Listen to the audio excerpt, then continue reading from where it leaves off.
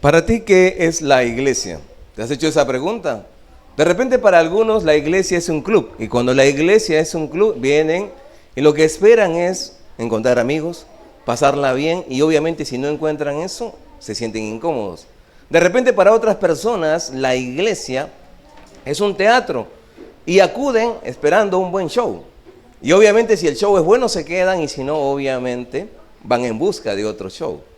Ahora para otros la iglesia se constituye en una empresa y quieren hacer lo que quieren con el objetivo de obtener el mayor beneficio propio. Sin embargo, la Biblia nos dice que la iglesia no es un club, no es un teatro, la iglesia no es una empresa, es mucho más que eso. Y es por eso que vamos a hablar acerca de lo que la palabra de Dios dice acerca de la iglesia, y tanto tú como yo tenemos que estar muy atentos para juntos deleitarnos de lo que significa la iglesia de acuerdo a lo que dice la palabra de Dios. Hermanos y amigos, muy buenos días, de verdad muy contento una vez más de estar aquí y tener el privilegio de poder predicar, enseñar la bendita palabra de Dios. Y siéntese usted cómodo aquí en la casa del Señor. Y un saludo también a aquellos que nos siguen a través de las redes sociales. Siéntese también usted bienvenido. Vamos a la Biblia, 1 Corintios capítulo 10, versículo 32. ¿Sí? 1 Corintios capítulo 10, versículo 32 dice: no seáis tropiezo ni a judíos, ni a gentiles, ni a la iglesia de Dios. Aquí aparece la palabra iglesia. ¿Y qué cosa es la iglesia? La palabra, recuerden ustedes que el Nuevo Testamento no fue escrito, el Nuevo Testamento no fue escrito en castellano, fue escrito en griego exclusivamente. Ahora, la palabra iglesia, es decir, la palabra que se traduce a nuestra lengua como iglesia, es la palabra eclesía, que significa llamados afuera. ¿Sí? Es fundamentalmente ese es el concepto, llamados afuera. ¿Y qué significa llamados afuera? Nosotros vivimos en un mundo, pero lo que nos explica la Biblia, que nosotros como iglesia somos de este mundo, no, estamos en el mundo, pero no somos de este mundo. Estamos llamados a vivir fuera de este mundo, porque el mundo, y entendemos por mundo qué cosa, por este sistema que gobierna, que dirige, este sistema que de alguna manera quiere utilizarte a ti como si fueras una marioneta y dirigirte por el camino, por el sendero que ellos quieren y de hecho han trazado. Sin embargo, la Biblia nos dice que nosotros estamos llamados afuera. Este mundo está tan equivocado que nosotros podemos notar ideas como a los padres. ¿Qué hacen con los padres cuando ya son ancianos? Los meten al asilo, ¿sí? ¿Qué hacen con los niños? En este mundo, ¿qué es lo que promueven? Las guarderías, que los niños estén metidos en otras casas y, sin embargo, sacan a pasear al perro. Entonces, hay cosas absurdas, hay cosas que, digamos, no son coherentes con el sentido común siquiera. Primera de Pedro, capítulo 2, versículo 9, nos va a decir lo siguiente: mas vosotros sois linaje escogido, real sacerdocio, nación santa, pueblo adquirido por Dios, para que anunciéis las virtudes de aquel que os llamó de las tinieblas a la luz admirable. La Biblia nos dice y nos aclara el concepto de que como iglesia nosotros somos llamados afuera, es decir, que no somos parte de este mundo, en el sentido de que no estamos dirigidos por este mundo, sino por Dios, y estamos llamados afuera para vivir ¿en qué? En santidad. Y en santidad se vive en buena cuenta cuando uno quiere agradar ¿a quién? ¿A su carne? ¿Quiere agradar a los demás? No, fundamentalmente agradar ¿a quién? A Dios. Y de eso se trata la santidad. ¿El mundo entenderá la santidad? El mundo no entiende la santidad. Y usted puede ir y de repente le invitan al cumpleaños de un amigo, de un vecino, de un familiar, de repente del jefe, o de repente de alguien que usted estime. Y de repente ahí, nosotros como creyentes estamos ahí para dar buen testimonio, pero a veces se encuentra uno y va y se encuentra en medio de una borrachera, porque están celebrando ¿qué cosa? Están celebrando el cumpleaños. ¿Y qué es lo que dicen? ¡Viva el santo! El santo, wow. En medio de la borrachera. Y dicen que es el santo. Y no entienden exactamente lo que significa santidad. Y lo que es santidad significa estar apartado ¿de quién? Del pecado. Y precisamente nosotros como iglesia estamos llamados a eso. Nosotros los creyentes, ¿por qué nos distinguimos del mundo? En el mundo existe mucha arrogancia. Y tanta es la arrogancia que cuando tú sales y preguntas a las personas, ¿tú eres una buena persona? ¿Qué es lo que dicen la mayoría? La gran mayoría dice, yo soy una buena buena persona. Pero cuando uno va a la Biblia y Dios se refiere a ti, se refiere a mí, ¿cómo nos llama? Dice, si vosotros siendo malos sabéis dar buenas dádivas a vuestros hijos. Cuando Dios te califica a ti, te adjetiva a ti y a mí, ¿sabes cómo nos califica? Como malos. Y nosotros, los creyentes, a diferencia del mundo, es que nosotros reconocemos y decimos, sí, Señor, tienes toda la razón. Nosotros somos malos. ¿Por qué venimos a la iglesia? Venimos a la iglesia justamente porque somos malos. Porque si fuéramos buenos, ¿qué haríamos? Cerramos la iglesia. No hay necesidad. Ya nuestra vida está correcta, no necesitamos de Dios y podemos hacer las cosas bien. Sin embargo, cuando venimos aquí a la casa de Dios, a la iglesia, es porque tanto tú como yo necesitamos de esa dosis que Dios nos inyecte. ¿Para qué? Para ir combatiendo esa maldad que está dentro de nuestro corazón. Esa maldad nos acompaña siempre de manera constante. Pero Dios, cuando viene a la vida de una persona, es precisamente aquel que cambia nuestras vidas. La Biblia dice que somos malos, que somos pecadores, que estamos rumbo al infierno, pero que Cristo Jesús es la solución. Él murió en la cruz, ¿para qué? Para que tanto tú como yo podamos ser libres de la condenación eterna. ¿Por qué? Porque tú, el día que estemos en el juicio final, tú y yo vamos a ser declarados culpables, porque somos pecadores. Pero Dios, Cristo Jesús dice, yo quiero ser tu reemplazo. Yo quiero que ese día en el juicio final la culpa recaiga sobre mí, dice Jesús. Y tú tienes dos opciones. O que la culpa recaiga sobre ti y pasarás la eternidad en el infierno, o que la culpa recaiga sobre Jesús. Para que la culpa recaiga sobre Jesús, ¿qué significa? Que tú reconozcas que eres pecador, te arrepientas de tus pecados y permitas que Jesús entre a tu corazón. Entonces pasamos a formar parte de la iglesia, Jesús nos limpia de todo pecado y nosotros pasamos a formar parte de ella. Pero también la iglesia no solamente significa, ojo, entender esta palabra de eclesía que les decía, no solamente estar llamados afuera, es decir, vivir una vida de santidad, sino que también esta palabra era utilizada por los griegos para referirse a una asamblea, Entonces cuando hablamos de la iglesia también nos referimos a la asamblea. Ahora, ustedes habrán escuchado una denominación que se llama las asambleas de Dios. Es por eso que llevan ese nombre. ¿Por qué? Porque lleva implícito eso. Pero es un nombre de asamblea, ¿para qué? Para que nosotros podamos tener un mismo sentir, un mismo pensamiento cuando estamos conectados en Cristo Jesús. No se trata de una asamblea de reunión de apafa. Qué triste y qué terrible son los WhatsApp de padres de familia. Usted forma parte de un WhatsApp de padre de familia. ¡Wow! ¡Qué terrible es! De verdad, qué terrible es formar parte. Y uno escucha ahí peleas que se sacan los ojos y es terrible. Y si uno tiene, ¿por qué tiene que asistir a estas cosas? Porque sencillamente Dios no está morando, no está dirigiendo esa asamblea. Cuando Dios dirige una asamblea, la cosa es distinta. Y la iglesia, ¿por qué la iglesia no se comporta como una pafa? ¿Por qué aquí en una iglesia no nos estamos sacando los ojos? Porque a diferencia de una asamblea, que puede ser una pafa, de una asamblea que puede ser el Congreso de la República, la diferencia es que aquí, en esta asamblea, ¿quién preside? Cristo Jesús. Y el que dirige la vida y lo que se espera que dirija la vida de cada persona, ¿quién es? Es Cristo Jesús. No son nuestros apetitos personales, sino que es Cristo Jesús quien dirige la iglesia. Entonces, entendiendo bien que la iglesia es aquellos que formamos parte de esta asamblea que hemos sido llamados afuera, la Biblia también nos va a dar ciertas luces que nos van a hacer entender mejor de lo que significa la iglesia.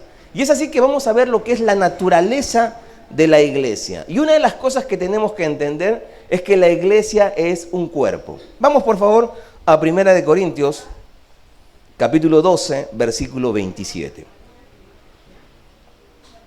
Entonces la iglesia es un cuerpo. Es un cuerpo. Y dice, vosotros pues sois el cuerpo de Cristo y miembros cada uno en particular. Vamos a entender lo siguiente. Algunos no entienden bien y piensan que el templo es la iglesia. Y aquí vamos a marcar una diferencia. Miren, el templo es el edificio, es el local donde nosotros nos reunimos. Por ejemplo, gracias a Dios tenemos este local. Este es entendido como el local donde nos reunimos. Pero cuando hablamos del cuerpo de Cristo, cuando hablamos de la iglesia no es este local físico. La iglesia está conformada por cada uno de los creyentes. ¿Tú has recibido a Cristo Jesús como tu Salvador? Entonces tú formas parte de ese cuerpo. Pero nosotros tenemos que entender bien qué cosa es un cuerpo, porque la idea que tenemos de cuerpo es cuando vemos nuestro cuerpo, ¿verdad? Cuando uno va a la biología, a la anatomía, a la histología que estudia los tejidos, uno se entera. ¿Saben cuántas células forman nuestro cuerpo? ¿Alguien los ha contado? ¿Saben cuántas células? Estamos hablando de 37 billones, ¿sí? 37 billones de células forman nuestro cuerpo. Pero nuestro cuerpo, ¿sabías tú de que hay bacterias? Por ejemplo, en nuestra piel, encima de nuestra piel hay una gran cantidad de bacterias. También en nuestro tracto digestivo también hay bacterias. Mira, ¿sabes cuántas bacterias hay en el cuerpo, en nuestro cuerpo? Hay 40 billones. Y uno dice, a ver, pastor, si le entendí bien. El ser humano está formado por 37 billones y sin embargo, dentro de nuestro cuerpo hay 40 billones de bacterias. Sí. Es así que somos más bacterias que ser humano. En un sentido, sí. Entonces, ese es el concepto que tenemos nosotros de lo que es cuerpo. El concepto de cuerpo es un cuerpo contaminado, ¿verdad? Esa es la idea que tenemos los seres humanos. Pero cuando hablamos de la iglesia como un cuerpo, no estamos hablando de un cuerpo contaminado. Estamos hablando de un cuerpo que está conformado por personas que han recibido a Cristo Jesús como su Señor y Salvador. Si tú has recibido a Cristo Jesús, déjame decirte que tus pecados han sido limpiados. Hay algunos que me dicen, sí, pastor, yo he recibido a Cristo Jesús. No asisten a la iglesia, no leen la Biblia, no oran, no meditan, no le interesa la obra del Señor. Y yo digo, ¿realmente tú has recibido a Cristo Jesús? No estás entendiendo. No has entendido el mensaje. Yo te quiero aclarar, por favor, porque no quiero que cuando estés en el infierno me eches la culpa a mí. Porque la persona tiene que entender bien qué cosa significa Dios. Si yo le voy a mandar a este ser deja de ser Dios. Pero si yo le voy a obedecer a este ser, en concepto, como idea, Dios, entonces significa que Él es Dios. Muchas personas cometen el pecado de idolatría. La gran mayoría de personas comete el pecado de idolatría. ¿Por qué? Porque hacen tal o cual cosa y dicen, bueno, Dios me entiende. No voy a la iglesia, Dios me entiende. No leo la Biblia, Dios me entiende. Bueno, estoy haciendo tal cosa mala, pero Dios me entiende porque estoy aguja. Me bajé del carro sin pagar, Dios me entiende. Y todo Dios me entiende. Y déjame decirte, Dios entiende que tú y yo somos pecadores y que lo vamos a pagar caro. Eso es lo que entiende el verdadero Dios. Entonces la pregunta es, ¿tú entiendes quién es Dios? Porque si entiendes quién es Dios, significa que el que manda, ¿quién es? Es Dios. ¿Y nosotros qué hacemos? ¿Cuestionamos lo que Dios dice? No, lo único que hacemos, ¿qué cosa es? Es obedecer. Ahora, la diferencia es que cuando yo te mando a ti, o alguna persona te pueda mandar a ti, en ese mandato puede estar implícito caprichos, puede estar implícito cosas malas inclusive. Sin embargo, cuando Dios nos manda a hacer algo, siempre es para bendecir nuestras vidas. Aun cuando parezca duro y absurdo. Hay cosas duras en la Biblia, mandatos que son difíciles de seguir. ¿Sí? La Biblia cuando dice, el ejemplo habitual, ama a tu enemigo. ¿Eso es fácil? ¿Es fácil amar a tu enemigo? Yo no digo que ni siquiera es difícil, yo digo que es imposible. Solamente se puede hacer con la ayuda y el poder ¿de quién? De Dios. Entonces, cuando la Biblia dice que la iglesia es un cuerpo, acá hay ideas implícitas. Y la primera idea implícita es que es un organismo que tiene vida. Eso hay que entenderlo. Y eso nos diferencia de cualquier institución que pueda existir aquí en la tierra. Por ejemplo, si nosotros por ejemplo, ¿cómo funcionamos y cómo operamos aquí en el Perú? El Perú como nación, como república, ¿nos reconoce? Sí, nos reconoce, pero como asociación. Es decir, nos reconoce como una organización. Y nosotros decimos, bueno, está bien. Bueno, porque estamos en este mundo y tenemos que reconocer que es una organización. Pero bíblicamente, la Biblia nos dice claramente que la iglesia va más allá de una organización. La Biblia nos dice que la iglesia es un organismo. ¿Y por qué es un organismo? Porque tiene vida. ¿Y por qué tiene vida? Porque es el cuerpo de Cristo que está formado por personas como tú y como yo, que hemos recibido a Cristo Jesús como Señor y ¿qué? Y Salvador. Y esto es importante. Entonces, si de acuerdo a este mundo, mira, yo me he topado con iglesias donde pasa lo siguiente, y aquí espero que nunca pase, y es por eso que tenemos que tener muy claro.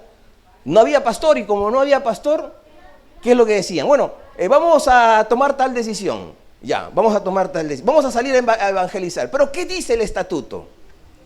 ¿Por qué? Porque de acuerdo a nuestro país, para que tú seas una asociación reconocida como una asociación religiosa, porque así nos reconocen, nosotros tenemos que presentarnos ante el notario que queremos formar parte de una asociación. ¿Y qué nos pide el notario? Nos pide nuestro estatuto, ¿sí? Un documento donde nosotros redactamos los principios, las creencias, cómo nos vamos a mover como asociación.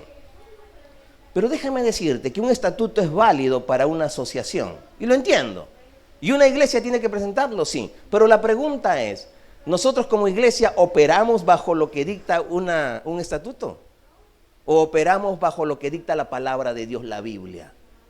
Porque nosotros somos un organismo vivo y el único estamento, digamos, o la única constitución que puede dirigir a un organismo vivo tiene que ser una palabra viva. ¿Y cuál es la única palabra viva?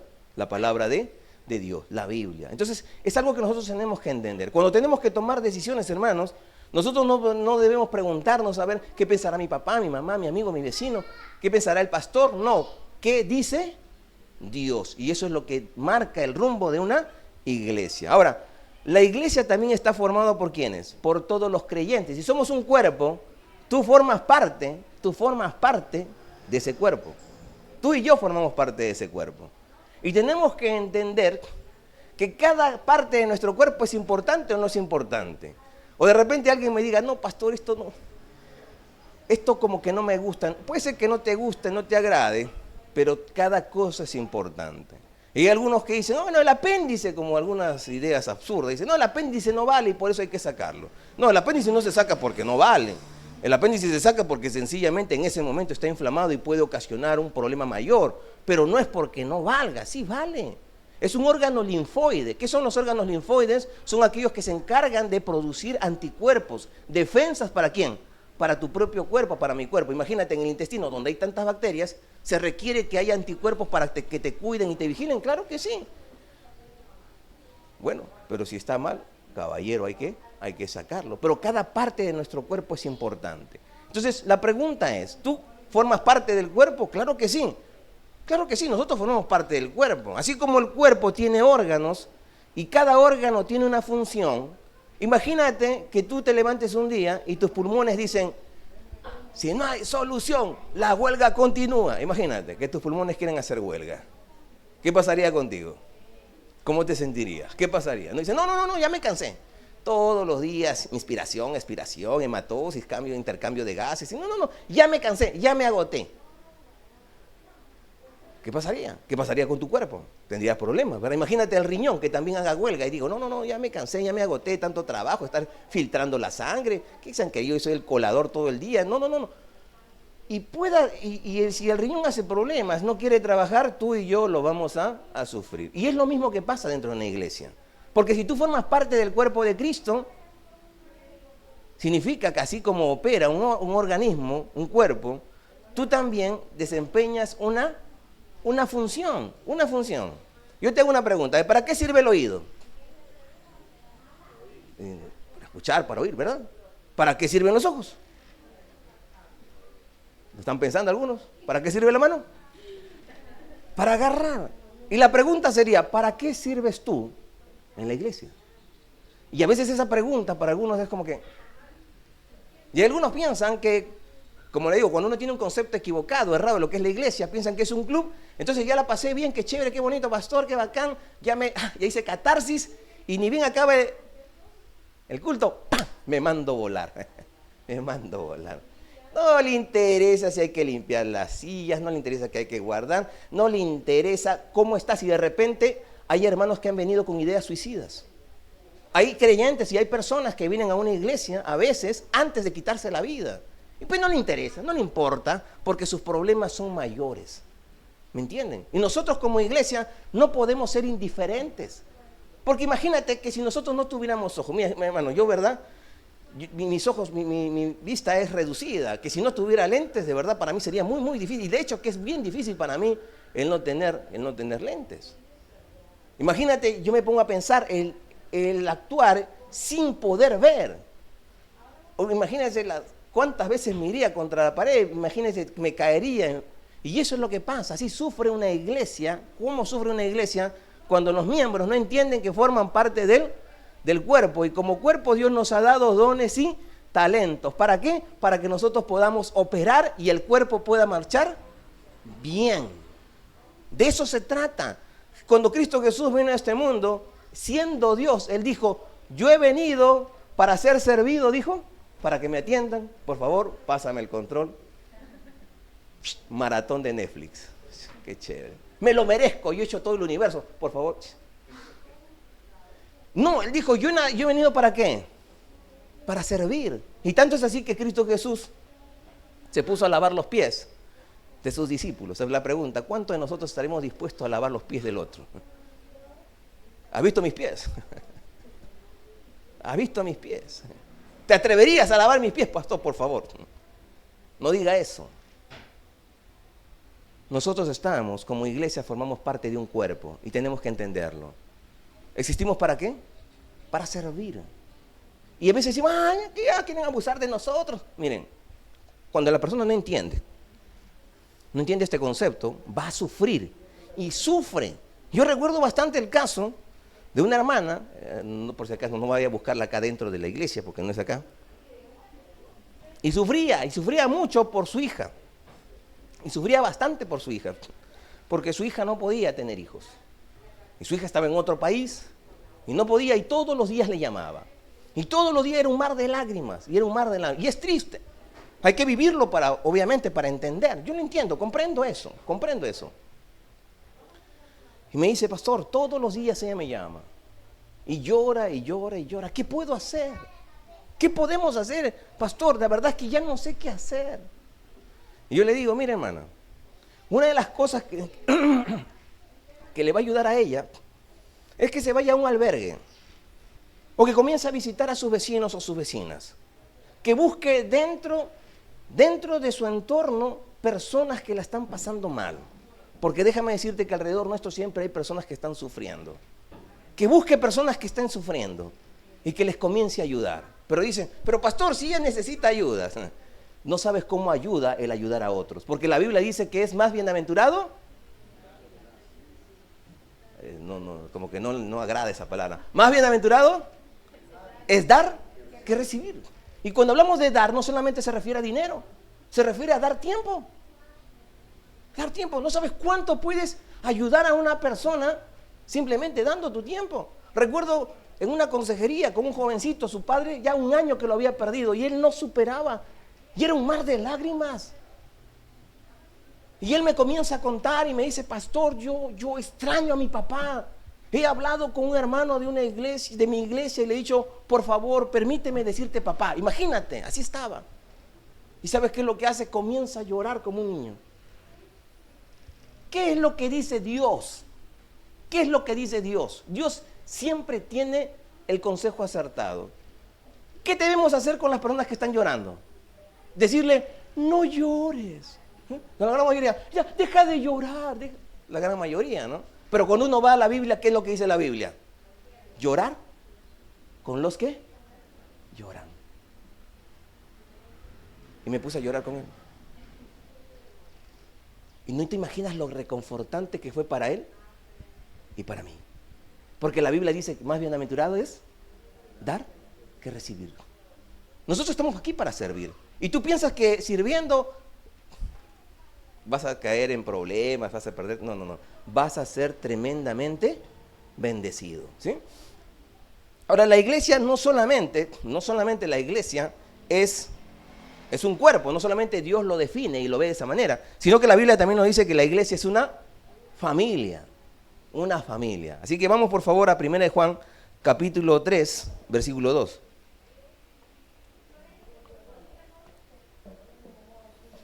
Dice lo siguiente: amados, ahora somos hijos de Dios y aún no se ha manifestado lo que hemos de ser, pero sabemos que cuando Él se manifieste seremos semejantes a Él, porque le veremos tal como Él es. Entonces la Biblia dice que nosotros somos hijos ¿de quién? De Dios. Alguien señaló, dijo lo siguiente, que el Hijo del Hombre se hizo hombre, o el Hijo de Dios se hizo hombre, ¿para qué? Para que nosotros los hombres seamos hijos de Dios. Y eso precisamente fue lo que hizo Cristo Jesús. Nosotros podemos llegar a ser hijos de Dios cuando recibimos a Cristo Jesús como nuestro Salvador. Déjame decirte, y quiero que prestes mucha atención en lo que te voy a decir, a través de las redes sociales, si me estás viendo, el problema más grande que tienes no es el problema que tienes de repente de salud o de repente el problema económico o el problema laboral, y con lo cual no quiero minimizar, por favor, el problema por el cual estés atravesando. Simplemente estoy diciendo que el problema mayor que tenemos es el problema que tenemos contra Dios, porque la Biblia dice que somos pecadores. Y la consecuencia de ese pecado lo vamos a pagar por 10, 20, 30, 40 años. No, lo vamos a pagar por toda la eternidad. ¿Dónde? Sufriendo en el infierno. El infierno es real. Cristo Jesús dijo que el infierno es real. Y si tú no crees que el infierno existe, entonces tienes que decirle en su cara pelada a Cristo Jesús, perdóname Señor, eres mentiroso. Porque el que dijo que existe el infierno, ¿quién fue? Cristo Jesús. El infierno es real. Y sin Cristo partimos a ese lugar. Pero Cristo Jesús quiere evitarte ese problema. Y Él quiere que tú y yo formemos parte de su familia. Es por eso que cuando nosotros recibimos a Cristo, ¿cómo nos decimos? Hermanos, brother, causa, como gustes. Pero somos hermanos, ¿verdad? Somos hermanos. Y esta relación no se va a terminar, ojo, no se va a terminar. En cambio, las relaciones que existen aquí, las relaciones humanas, ¿terminan o no terminan? Por ejemplo, la relación padre-hijo. Cuando partamos en este mundo, ¿continuará allá en el cielo? La relación esposo-esposa continuará en el cielo. No continúa, algunos se alegran. ¿Por qué?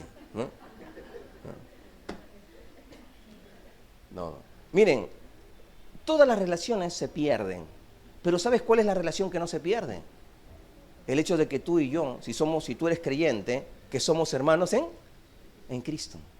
Y seremos hermanos por toda la eternidad. Eso no se pierde porque formamos parte ¿de quién?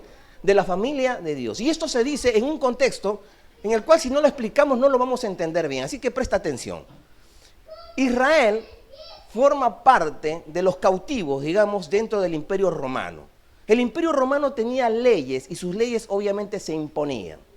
Los romanos decían, la maternidad es segura, la paternidad no. En buena cuenta, en buen romance, en buen cristiano, ¿un padre puede estar seguro de que realmente es su hijo? No. ¿Una madre segura de que es su hijo? Sí. Entonces ellos decían, la maternidad es segura, la paternidad no. Inclusive, por cierto, hay estudios actualmente con ADN, que de cada 10 padres que se someten al ADN, de cada 10 padres, 3 no lo son. ¿Sí? Por eso es que algunos están diciendo de que tiene que ser ADN obligatorio, ¿no? Antes de firmar, ADN obligatorio. Bueno, es triste, ¿no? Por eso es importante con uno con quien se casa, ¿verdad? Tiene que tener confianza. Punto aparte. Entonces, como los romanos tenían esa idea de que la maternidad es segura, la paternidad no, ¿cómo era un parto? ¿Qué sucedía en un parto? Cuando ocurría un parto, la partera, obviamente, recibía al bebé, el bebé salía, lo recibía y ¿sabes dónde lo ponía? Lo ponía y lo colocaba ahí en el suelo. Lo colocaba en el suelo. ¿Para qué? Para que el padre pudiera tomar la decisión en ese momento de aceptar a ese niño como su hijo o no. Si lo aceptaba como su hijo, ¿qué hacía el padre? Lo levantaba del suelo y obviamente lo llevaba a un mejor lugar. Lo cuidaba, lo protegía y todo lo que hace un padre. Pero si el padre veía de repente algún defecto en ese niño, ya sea congénito, genético, lo que guste, o sencillamente no le agradaba o tenía dudas de que realmente fuera su hijo, ¿sabes qué hacía el padre? Sencillamente se daba media vuelta y se retiraba. Entonces ese niño podía ser sacado a la calle y colocado en el suelo para que si alguien de repente por ahí pasara y se apiadeaba, se llenaba se conmovía al ver a ese pequeño y lo podía coger. Y si de repente nadie lo tomaba en sus brazos, ¿qué pasaba con ese pequeño? Moría. Entonces Cristo Jesús, ¿qué es lo que hace contigo? Tú y yo somos ese bebé que está en el suelo, lleno de pecados. Pecados, tú y yo. Nosotros conocemos nuestro pecado, la maldad que hay en nuestro corazón. Y sabes, nosotros somos ese niño que está en el suelo y nadie lo quiere recoger. Pero Cristo Jesús está ahí. Y Él quiere recogerte. Y no solamente quiere, sino que Él te recoge.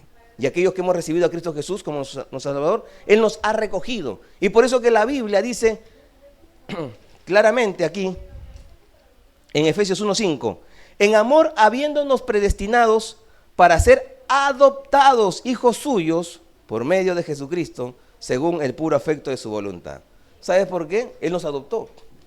Él nos adoptó. Él no es el padre directo, pero Él nos adopta como si fuera nuestro padre y Él nos toma para sí, por su puro afecto, nada más. ¿Te das cuenta? Lo bueno que es Dios. Y ahora todos aquellos que formamos parte de la iglesia, nosotros los que formamos parte de la iglesia somos una familia. Somos familia. Y debemos cuidarnos como familia así. No debemos estar mirándonos feo. Ay, que la hermana me dijo. Ay, que la hermana no me dijo. Ay, que la hermana, mira su falda como ha venido. Mira, ve. Ay, que su prenda está muy apretada. Ay, que... Hermanos, somos la familia ¿de quién? De Dios. Somos la familia. ¿Sabe cuándo ocurre eso? ¿Por qué estamos estudiando esto? Para que nosotros podamos entender quiénes somos. Somos la iglesia. Y somos la familia de Dios.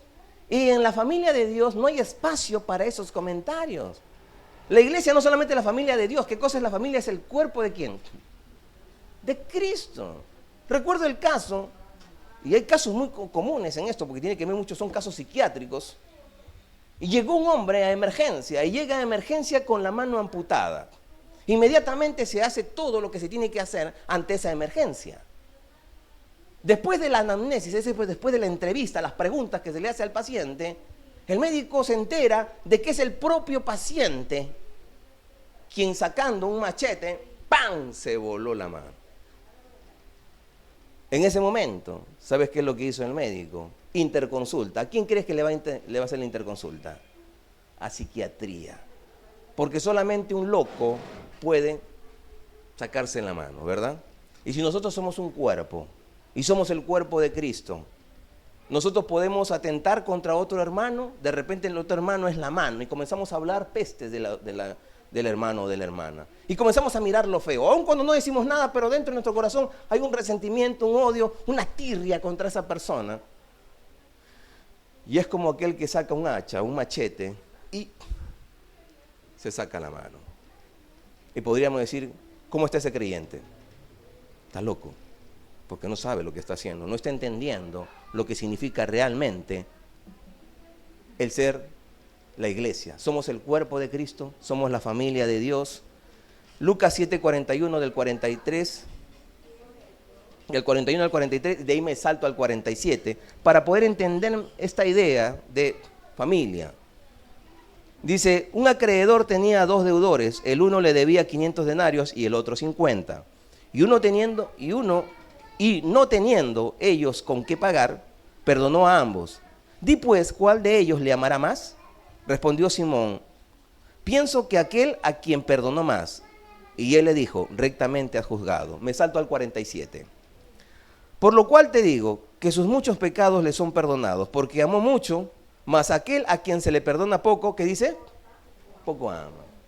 ¿Sabes cuándo ocurre que en una iglesia, siendo una familia, nosotros no somos capaces de amar con gran intensidad a otra persona, a un creyente? Es porque sencillamente no hemos entendido esta parábola. Jesús nos dice lo siguiente: habían 2 hombres, uno debía 500 denarios y el otro 50. ¿Cuánto es un denario? Era aproximadamente el jornal, es decir, el pago de un día. Si el pago de un día fuera 100 soles, por ejemplo, a alguien le paga 100 soles, ¿cuánto sería 500 denarios? Simplemente 500 por 100, estamos hablando de 50.000 soles. Uno le debía 50.000 soles y el otro, ¿cuánto le debía? 5.000 soles en promedio. Y él le perdona a ambos. Ahora yo te hago una pregunta. ¿Ha perdonado a aquel que le debía 50.000 y a aquel que le debía 5.000? Y la pregunta es, ¿cuál de los dos le amará más?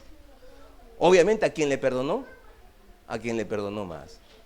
Y Jesús dice esta conclusión: porque a quien se le perdona poco, poco ama, pero a quien se le perdona mucho, mucho ama. Cuando uno llega a Cristo Jesús y dice, bueno, así soy pecador, sí soy pecador, porque, sí, a ver, ¿por qué soy pecador?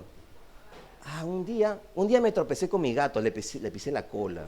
actué mal. Sí, me ha perdonado, sí, he cometido ese pecado. A ver, ¿qué más pecados he hecho? A ver, ¿qué más pecados tendrá? Uy, qué difícil es encontrar algún pecado en mí. A ver. Y uno comienza, y esa persona cuando llega a Cristo, llega con la idea de que Cristo Jesús le ha perdonado ¿cuántos pecados? Contados con las manos. Pero no recuerda que en su corazón quiso que tal persona se muriera. ¿Ah?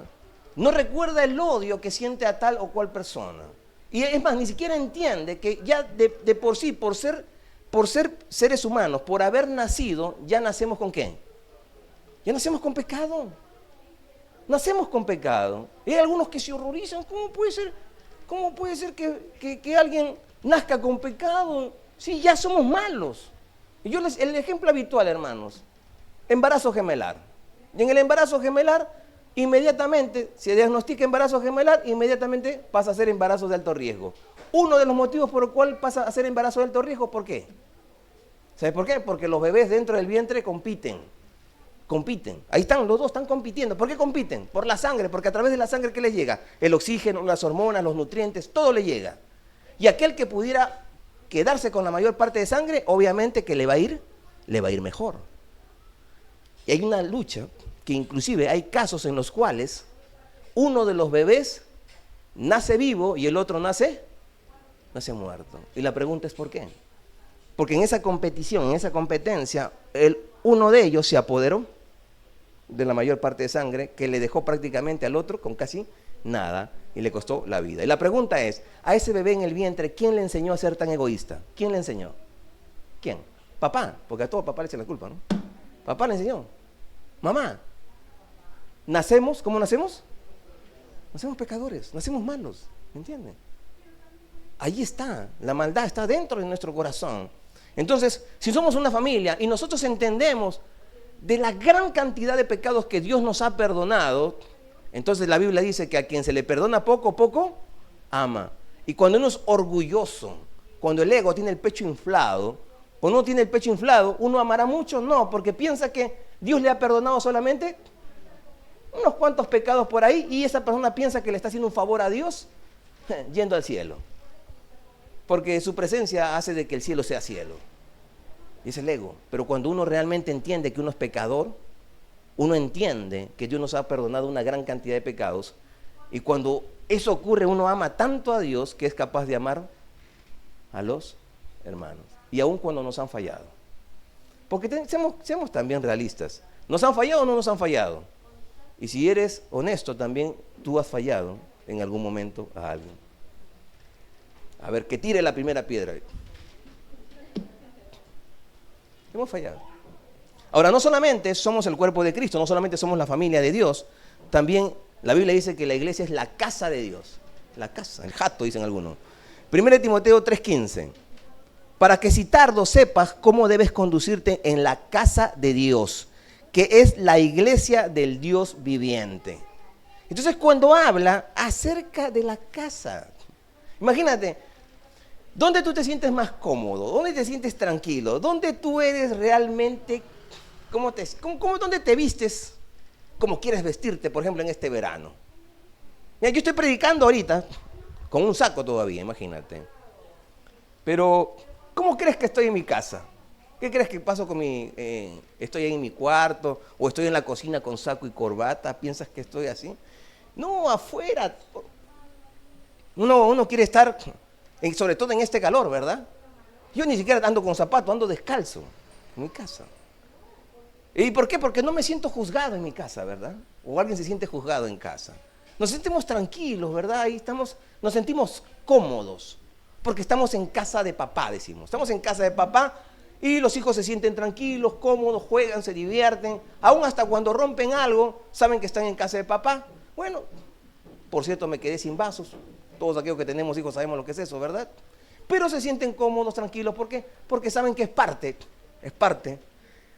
de la vida, ¿sí? Cuando habla de la casa de Dios, nosotros también debemos que entender que debe ser así.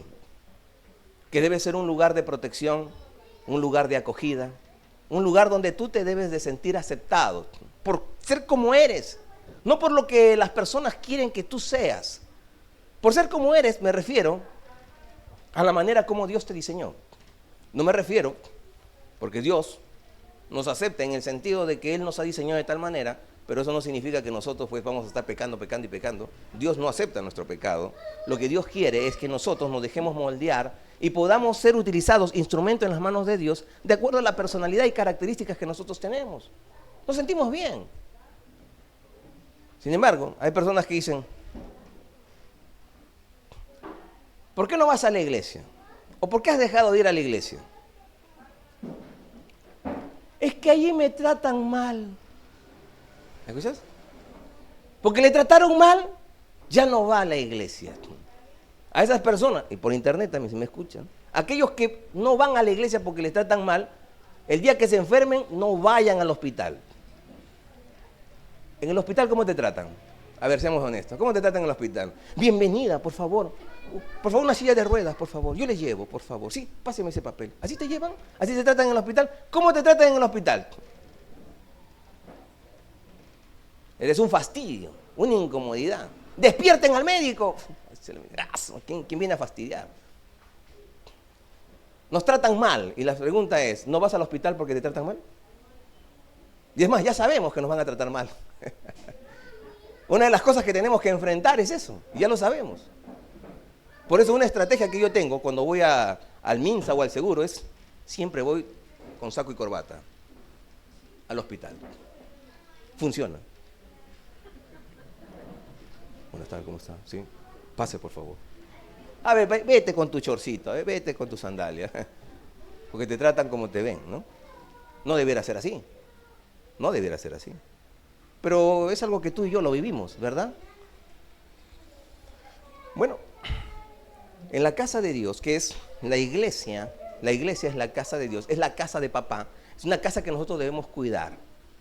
Es un lugar donde nosotros nos sentimos cómodos, donde nos sentimos aceptados, donde nos sentimos queridos, donde nos sentimos amados.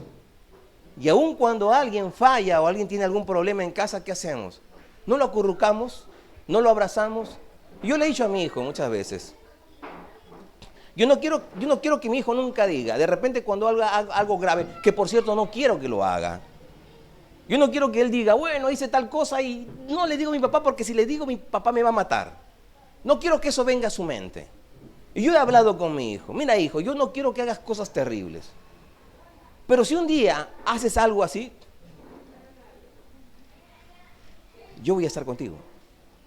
No apruebo tu pecado. No voy a aplaudir tu pecado. No voy a felicitarte por lo que has hecho. Pero quiero que sepas que cualquiera sea la circunstancia, yo soy tu padre y te amo. Y eso es lo que uno siente en casa. Es lo que uno debe sentirse en la iglesia. Y nosotros somos los llamados porque nosotros formamos parte de la iglesia. Tenemos que hacer sentir a los demás. Porque es un cuerpo vivo. Hermanos, entonces nosotros tenemos que entender, no podemos ser indiferentes y no hacer nada. Y no hacer nada. Como aquel hombre que molesto dice, hace 4 meses que estoy pagando el gimnasio y no he bajado ni 1 gramo. Voy a tener que ir para hacer mi queja respectiva. Hermano, tenemos que esforzarnos. Si no nos esforzamos, hermano, sencillamente nunca vamos a disfrutar de lo que Dios ha dejado. ¿Sabes qué Dios ha dejado? Te ha dejado a ti y a mí para que nosotros podamos formar parte de su cuerpo. Hoy día tu vida puede acabar y también mi vida puede acabar. Y la pregunta es, ¿lo hemos hecho significativo? Si realmente somos hijos de Dios, entendemos que el mayor privilegio que tenemos en este mundo es ser hijo de Dios. Y todo lo que tenemos que hacer es conforme a lo que Dios dicta en su palabra. Y Dios dice que nosotros somos, ¿qué cosa? Como iglesia somos el cuerpo, somos un cuerpo, somos una familia. Y la familia también, la Biblia también dice que somos la casa de Dios. Pero no solamente eso, dice que la iglesia es la columna y baluarte de la verdad. 1 Timoteo 3:15, que hace un momento lo leímos, decía, para que si tardos sepas cómo debes conducirte en la casa de Dios, que es la iglesia de Dios viviente, dice, columna y ¿qué más? Baluarte de la verdad. Este mundo dice, no, cada quien tiene su verdad. Tú tienes tu verdad, yo tengo mi verdad. Son absurdos, tonterías. No existen varias verdades, existe una sola verdad. ¿Y quién dice que algo es verdad? Aquel que dijo, yo soy el camino, yo soy, ¿qué más? La verdad y la vida. Entonces la verdad no es que alguien diga yo soy la verdad o lo que yo digo es mi verdad, tú tienes tu verdad. No, no, no, no. Hay absolutos en esta vida. Y lo que dice Dios que es verdad, se acabó. Tú puedes decir, no, es mi cuerpo y con mi cuerpo puedo hacer lo que me da la gana. Eres libre para decirlo. Y tú puedes decir, esa es mi verdad, pero te vas a chocar contra una verdad absoluta dada por Dios. Y la verdad absoluta es de que no es tu cuerpo. Si fuera tu cuerpo, el día que mueres te llevas tu cuerpo, porque te pertenece, pero ¿te lo vas a llevar?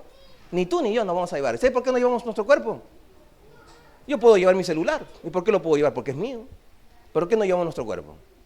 Porque no nos pertenece. No nos pertenece. Nos ha sido dado y asignado por Dios. ¿Para qué? Para que nosotros lo podamos administrar. Y Dios dice, y lo que Dios dice que es verdad, nosotros también tenemos que aceptarlo como verdad. Así. En algunas cosas el mundo acepta que, sí, lo que diga la Real Academia de la Lengua Española, sí, eso es verdad. Pero lo que diga Dios, claro, la Real Academia de la Lengua Española con respecto al lenguaje castellano es una autoridad. Y lo que diga es verdad. Pero lo que diga Dios, no. La Biblia dice que lo que dice Dios es verdad. Es verdad. Y nosotros tenemos que aceptar. La Biblia también dice que la iglesia, en Efesios 5, 25 al 27, ¿sabes qué es la iglesia? La iglesia es la novia de Cristo. Efesios 5, 25 al 27.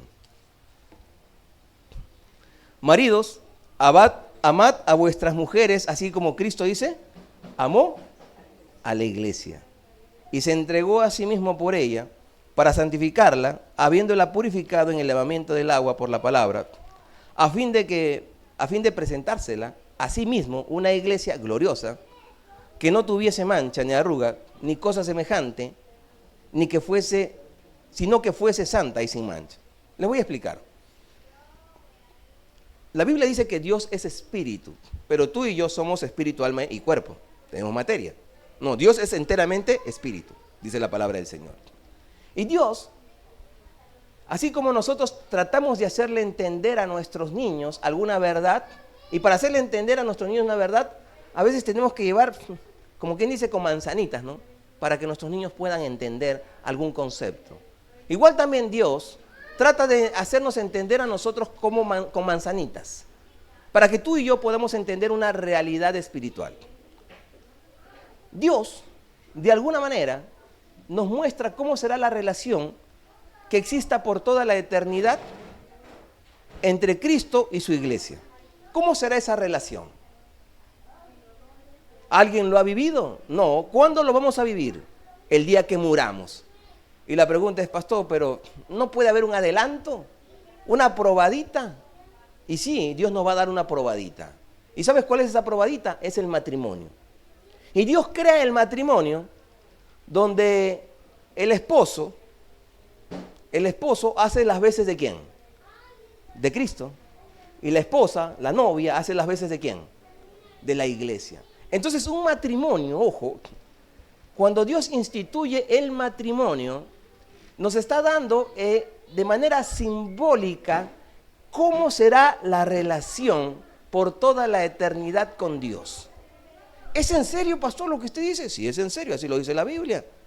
Pero, pastor, entonces, aquellos hogares no parecen muchos hogares un paraíso, más parecen un infierno. ¿Pero por qué parecen un infierno? Porque si Dios dice que el Padre, los esposos, hacemos las veces de Cristo, ¿cómo debemos de comportarnos? Como Cristo. Y la mujer, la novia, ¿cómo debe comportarse? Como la iglesia. La Biblia dice que nosotros los maridos, para que funcione, nosotros tenemos que amar a nuestras esposas, ¿como quién? Como Cristo amó a la iglesia. ¿Y sabes qué hizo Cristo por la iglesia? Cristo Jesús dio su vida por la iglesia. La pregunta es, ¿cuántos esposos estamos dispuestos a dar la vida por nuestra esposa? Si viniera un sicario y comenzara a ¿qué harías? ¿Agarrarías a tu esposa y ¡pah!, te proteges? ¿O la cubrirías? Bueno, estamos llamados a hacer eso. ¿Sabes por qué los hogares la están pasando mal? Porque sencillamente están actuando en función de lo que a ellos les parece, no en función de lo que dice la palabra de Dios. Tenemos que amar, y amar como Cristo ama a la iglesia. No es porque la iglesia se porta siempre bien, nos portamos mal, y aún a pesar de eso, ¿nos ama Dios? Nos ama. ¿Y debemos amar a nuestra esposa en todo momento? Sí. ¿Y eso es fácil? A ver lo que somos maridos. ¿Es fácil o no? Ya los solteros ya no quieren saber nada ya. Mire, no es fácil, hermano. Y no es fácil el matrimonio. ¿Sabe por qué no es fácil? Porque es la unión de dos pecadores. Y si estos dos pecadores no nos sometemos a Dios, ¿qué hacemos de nuestro hogar? Un ring, un campo de batalla, un lugar horrible que nuestros hijos expectan constantemente, y es terrible eso. Pero así como Dios pide que el hombre ame a su mujer, la mujer ¿cómo debe de comportarse? Como la iglesia. ¿Y la iglesia qué significa? ¿Qué es lo que tiene que hacer la iglesia? ¿La iglesia le dice a Cristo lo que tiene que hacer? ¿Qué es lo que hace la iglesia? La iglesia se somete. Se somete. En buena cuenta, la mujer, ¿qué es lo que tiene que hacer? Tiene que sujetarse ¿a quién? A su esposo. Pastor, por favor, ¿me lo puede explicar con manzanitas? Claro, tienes que obedecer. ¿Quién tiene la última palabra en la casa? Pero hay mujeres, no, empoderadas. Empoderadas, ¿no? Las que vieron siempre las chicas superpoderosas, ellas. Ellas son las que mandan en el hogar. Cuidado. La mujer tiene que aprender ¿a qué? A sujetarse. A sujetarse. Solteras, el día que estés considerando ahí a tu príncipe azul, una de las cosas que tienes que preguntarte es, él va a tener la última palabra. Voy a tener que obedecerle a él. Y no hay nada de que, ¿acaso tú eres mi papá? ¿Acaso tú eres mi papá? Fuera mi papá, ni a mi papá le hacía caso, te voy a hacer caso a ti.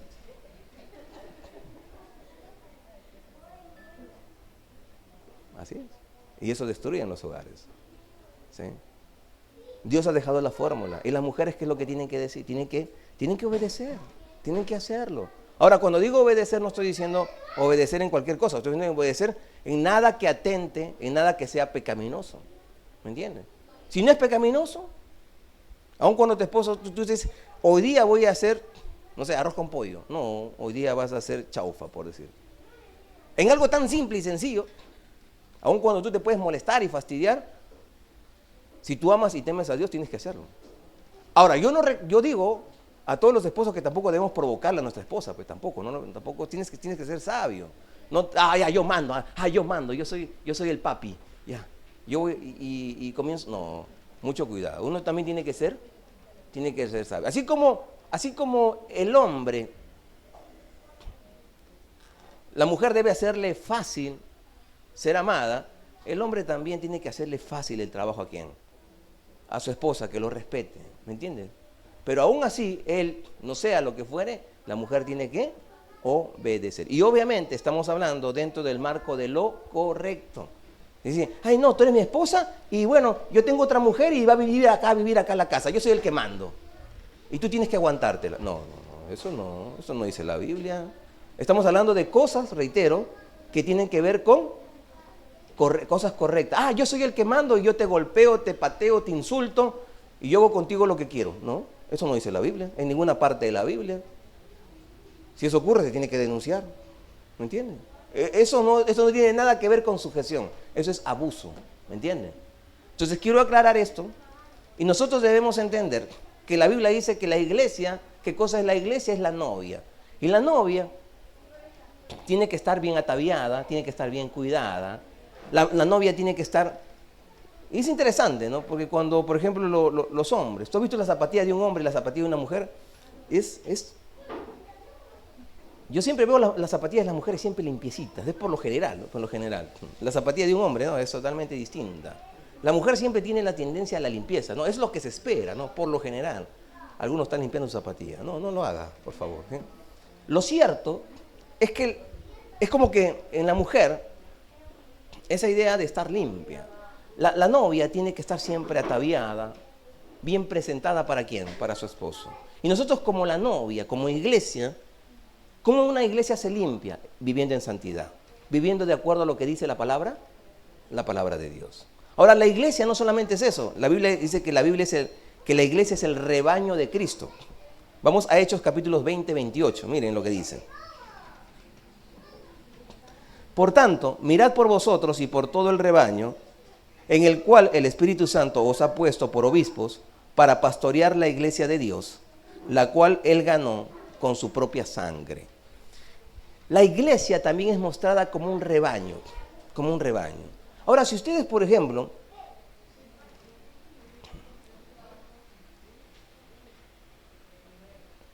viajamos en el tiempo y podemos ver a un pastor. En esa época un pastor, ¿cómo se, digamos, un pastor del oriente es distinto a un pastor de occidente?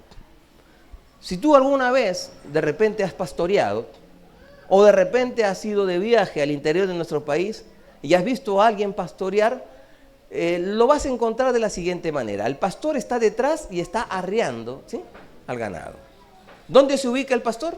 En la parte de atrás. Pero donde se escribe la Biblia, que es en el oriente, así no era.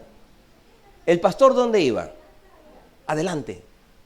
Y era el pastor quien obviamente enfrentaba cualquier situación, un león, un oso, cualquier cosa, los zorros, lobos. Era el pastor el primero en enfrentar. Y segundo, era el pastor el que dirigía, el que de alguna manera demarcaba el sendero, el camino por el cual tenía que dirigirse ¿quién? El rebaño. Entonces, cuando habla la Biblia también muestra a la iglesia como un rebaño. Y no es el rebaño quien dirige, sino quien es el pastor. En una iglesia quien dirige es un pastor. Pero el que está por encima, ¿quién es? El pastor de los pastores, ¿quién es? Cristo Jesús. Y todos nosotros, como un rebaño, debemos ser dirigidos ¿por quién? Por Cristo Jesús. Y la pregunta es, ¿nos gusta ser dirigidos o nos gusta hacer lo que a nosotros nos plazca? Dios quiere que nosotros seamos dóciles como el rebaño. Que cuando el pastor encamine para la izquierda, todos para la izquierda. Para la derecha, todos para la derecha.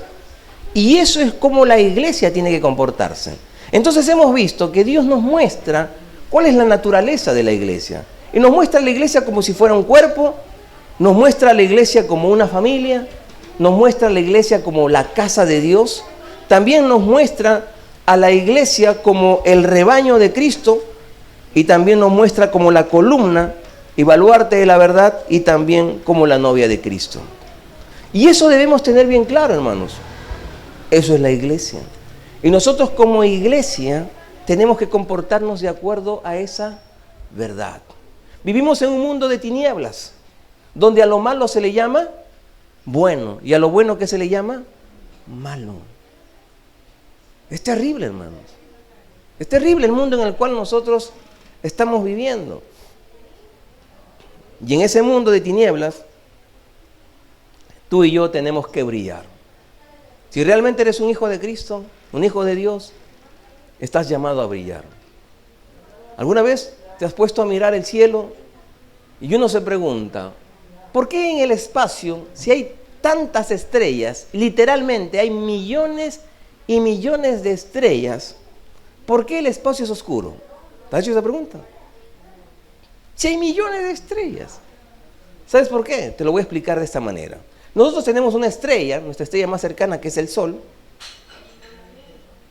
y la luz del Sol es emitida y llega aquí a la Tierra, pero antes de llegar a la Tierra, primero llega a la atmósfera. Y nuestra atmósfera está llena de átomos, y no solamente de átomos, sino también de partículas. Y la luz comienza a chocar con esas partículas, rebota de un lado para otro, y es por eso que se ilumina toda nuestra atmósfera. ¿Por qué? Porque la luz encuentra dónde rebotar. Pero cuando la luz de las estrellas va hacia el espacio está totalmente vacío. Es vacío. Y la luz, cuando pasa, no tiene dónde rebotar. Y por tanto, al no tener dónde rebotar, sencillamente no puede iluminar. Y en buena cuenta, ¿por qué el espacio exterior está en tinieblas? Porque está vacío. Y yo creo que lo mismo pasa con una persona. Que cuando la luz de Cristo pasa por el corazón de una persona que no tiene a Cristo, ese corazón está vacío. Y cuando ese corazón está vacío, esa persona no puede brillar.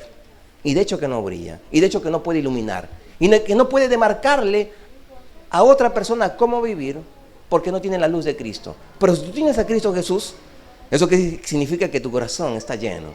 Y si tu corazón está lleno, cuando la luz de Dios impacta en tu corazón, tiene dónde rebotar. Y tú puedes brillar. Y la pregunta es, ¿como iglesia estás brillando? ¿Estamos brillando ya sea en la casa, en nuestro barrio, en nuestro trabajo, en nuestro centro de estudios, en la iglesia, en donde Dios nos ponga? Bueno, estamos llamados a hacerlo, porque somos la iglesia de Dios. Si lo estás haciendo, déjame felicitarte. Si no lo estás haciendo, la pregunta es ¿por qué? ¿Qué está fallando? ¿Qué estás necesitando? Inclinemos el rostro, por favor. Vamos a orar.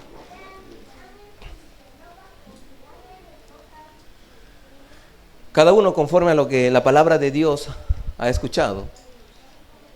Yo te animo, no pienses en este momento, en tu trabajo, no pienses en tus hijos, no pienses en tu esposo, en tu esposa, no pienses en otra persona que no seas tú. Y no estoy pretendiendo que seas egoísta, sino que sencillamente puedas presentarte como un día te presentarás delante de Dios, solo o sola. ¿Qué es lo que te ha dicho Dios en este momento? Si tú todavía no tienes a Cristo Jesús, si Cristo Jesús todavía no ha entrado a tu corazón, Él quiere entrar. Él quiere reinar, Él quiere gobernar, Él quiere dirigir. ¿Sabes por qué? Porque si tú partes de este mundo y partes sin Cristo, vas a ir rumbo al infierno. Porque la Biblia dice que tanto tú como yo somos pecadores. Y el día que estés en el juicio final, esos pecados serán sacados y esos pecados te condenarán. Pero Cristo Jesús no quiere que eso sea contigo, que eso ocurra contigo. Él quiere librarte. Y para que Él pueda librarte, ahora que tienes vida, tienes que reconocer que eres pecador, arrepentirte de tus pecados y recibir a Jesús. Si quieres hacerlo, díselo a Dios a través de una oración. Ahí díselo tú, con tus propias palabras. Y si tú ya eres creyente y formas parte de la iglesia de Dios, entonces entiendes claramente a la luz de lo que dice la palabra del Señor, que somos un cuerpo, que somos una familia, que somos la casa de Dios, que somos la columna y baluarte de la verdad, que somos la novia de Cristo y que también somos el rebaño de Cristo. La pregunta es, ¿estamos operando de acuerdo a esta verdad, de acuerdo a esta realidad? ¿O hay cosas que están impidiendo que tú realmente puedas funcionar y operar como lo que realmente eres, la iglesia de Cristo Jesús? Díselo a Dios. Padre, te doy gracias por este precioso momento, porque eres tan bueno que permites que tu palabra sea expuesta en libertad. Gracias, Señor, porque has permitido que a través de tus sagradas escrituras podamos entender mejor de lo que significa qué es ser iglesia. Y ayúdanos como creyentes a poder operar conforme a tu santa y buena voluntad, Señor. Queremos dar buen testimonio de lo que somos y no ser tropiezo para nadie. Y si alguien todavía aquí, todavía no te conoce, todavía no ha recibido a Cristo Jesús como su Salvador, ruego para que le dé sabiduría e inteligencia espiritual y ayude, Señor, para que tome esa noble decisión. Gracias, Padre, por todo este tiempo. En el nombre de Cristo Jesús. Amén. Amén. Hermanos, damos gracias a Dios por este tiempo y gracias también a aquellos que nos siguen a través de las redes sociales. Conmigo será hasta otra oportunidad, si el Señor todavía me sigue dando vida. Dios les bendiga.